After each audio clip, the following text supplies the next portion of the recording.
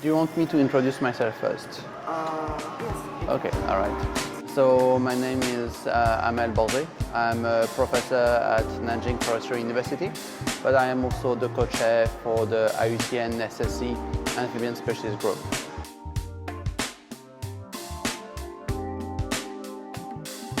Your first question is about the protection of the habitat of Hynobius bambusicolus in the wild. So that species is really interesting because it's restricted to bamboo forests as far as we know. The bamboo forests might not all have been there naturally. A lot of it is bamboo plantations. Bamboo native to the area, so there might be some overlap between native habitat and plantation. But then how can conservation happen? The main thing is that we don't really know what is the original type of habitat that the species is exploiting. And so therefore we cannot reveal this habitat because we don't know what is the optimal.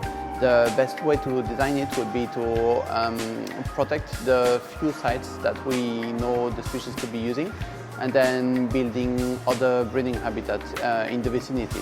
It could be some small ponds, it could be some little trenches with water, it could be some very, very slow flowing streams, or anything that can be used for the breeding of the species. It does not mean that we need to remove the bamboo plantations because we don't really know about what was there before, and might have been some bamboo forests as well. But it also means that we should diversify the type of vegetation because at the moment it's mostly bamboo, if not only, but the species might need other type of vegetation to have other prey becoming available and so on.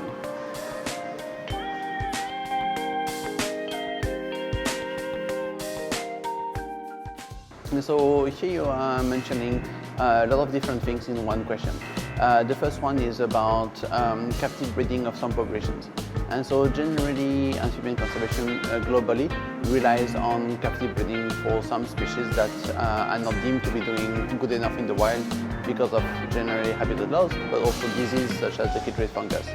Chytrid fungus is not a problem in Eastern Asia at least, but habitat loss is actually a major problem. And the example you provide is a species where the breeding rate, the number of offspring has increased because of breeding in protected facilities, which means that it counts as almost ex situ conservation, term being debatable because of the location of the area, but basically it is not breeding in natural habitat because it is the predators would not be interfering with the breeding activity of the species. So that's something that is entirely supported, that the conservation community has generally no problem with. And the other example you mentioned is the giant salamanders. You mentioned Andrianus davidianus, but actually the Chinese giant salamander is a species complex, which means that there are quite a few species and still some that need to be described within that species complex.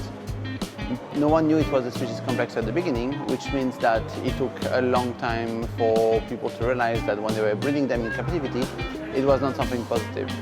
In addition, breeding them in captivity introduced, you say contamination, but I would say hybridization, meaning that the different clades, the different species got to breed together, and hybrids were then released in the wild in very large numbers.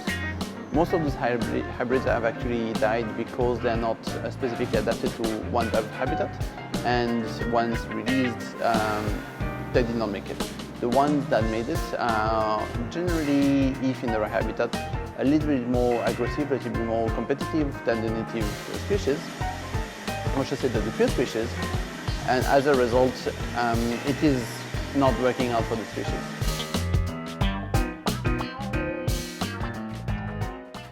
So we're speaking about hybridization and the problem linked to that. And so the problem is that all the giant salamanders hybridized in captivity and then were released. They don't really survive in the wild because they are not adapted to that environment specifically. And as a result, a lot of the individuals that are released die off or hybridize with wild individuals, and so they lose the genetic purity and the fitness for the specific habitat where they are present.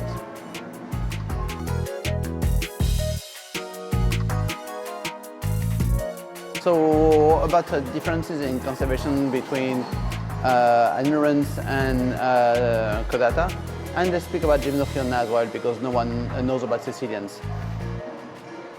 So ignorant conservation is in China generally relying on the protection of both the adult and the tadpole phase because most species are breeding through development through eggs and then tadpoles, which is not the case for all species all over the world, but that's how it is here. So it means that we need to protect two types of habitats.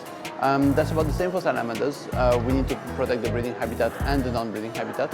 But the problem, or the difficulty rather, is that we don't really know where they breed, where they stay outside the breeding season because they are fossorials or subterranean in many cases. And so therefore it's a bit more difficult to protect them. The best option is protecting the habitat as a whole, but we don't really know what happens even if the habitat is protected.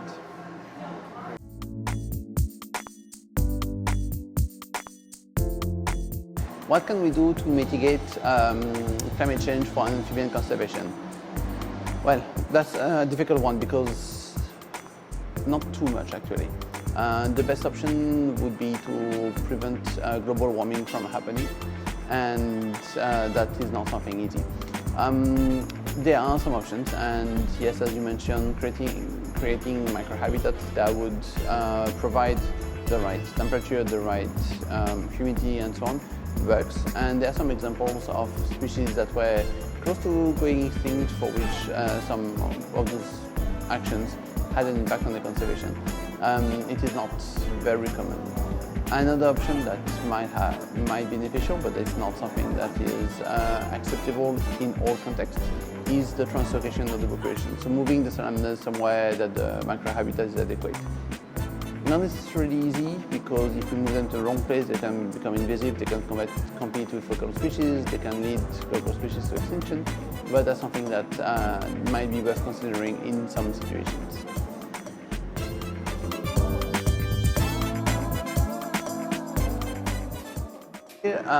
What's the power of names basically for conservation? And you cannot protect something that doesn't have a name. I mean, you might be working on it, but if you want to protect something, people who are day-to-day interacting, seeing, speaking of the species need to give it a name to be able to know what they're referring to. So we need taxonomy, the science of giving names to different species and clades, needs to be doing it in a way that makes sense. There was a trend to give the name of famous people to species.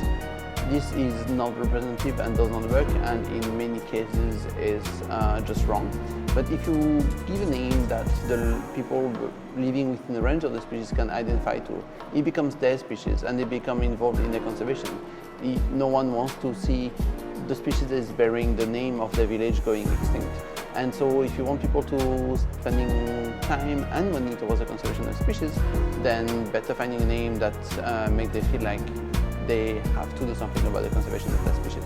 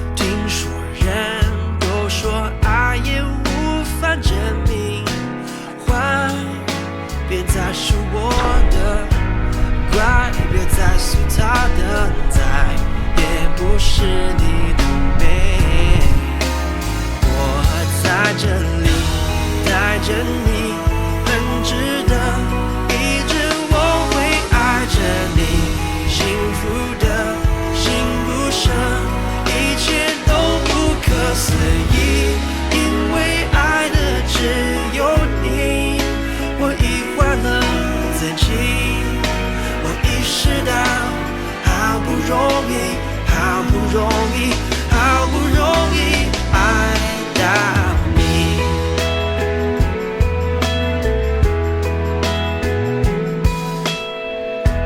总有人坚定，总有人相信，总有人懂得爱能深刻无敌。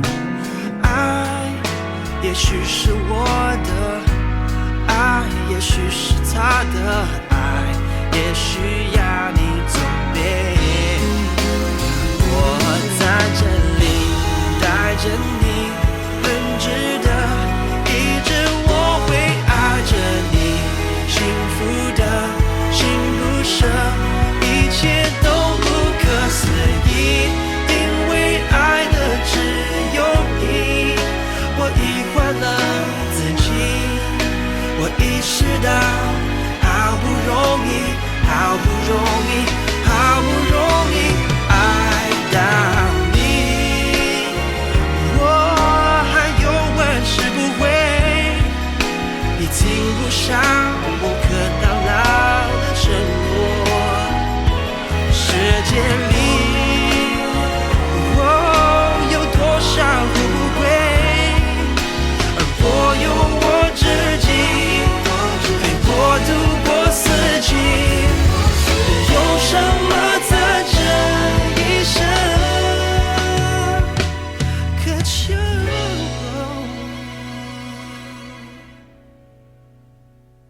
我在这里带着你，很值得，一直我会爱着你，幸福的心不舍。